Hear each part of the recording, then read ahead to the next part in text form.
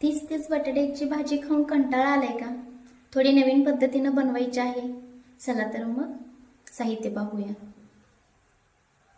नमस्कार सर्वांना, राधिकास किचनमध्ये आपले मनपूर्वक स्वागत आहे. तसेच जर राधिकास किचनचे तुम्हाला व्हिडिओ